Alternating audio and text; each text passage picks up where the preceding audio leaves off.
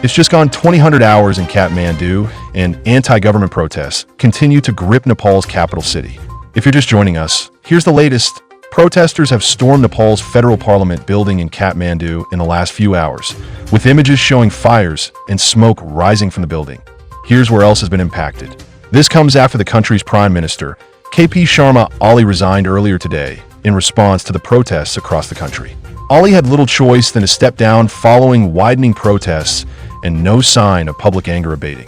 Our South Asia regional editor, Unbarasanithirajan, writes, "The protests began over a social media ban, which has since been reversed by the government.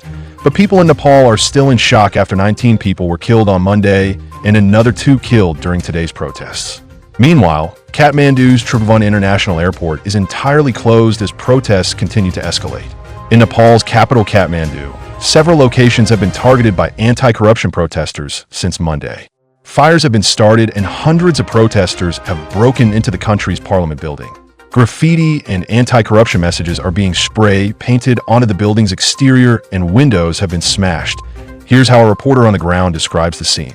The Singha Durbar, a large complex in the city which houses Nepal's government offices, has similarly been stormed by crowds of protesters. Located within this complex is the Prime Minister's office, which has also been targeted. As a reminder, Prime Minister KP Sharma Oli resigned earlier today following the large-scale protests. Elsewhere, Kathmandu's Tribhuvan International Airport is closed, according to the Arrivals and Departures Board on its website. The protests are not only unprecedented, but also reflect the widespread discontent over the political class in this Himalayan nation. The anger against the political leaders is evident, with houses of several ministers and other politicians being vandalized and set on fire.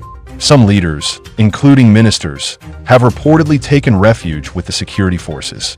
So far, the protesters have not spelled out their demands apart from rallying under the broader anti-corruption call. The protest appears spontaneous, and there seems to be no organized leadership.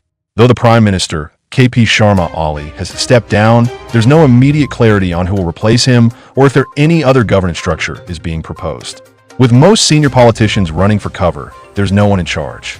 The fact that security chiefs and bureaucrats are appealing for calm indicates that political leadership has taken a back seat. For the moment, there seems to be a power vacuum in Nepal. If there is no government or any other interim authority soon, then there are chances that the violence may take an ugly turn. The Nepalese army is respected, and they could play a role in bringing order.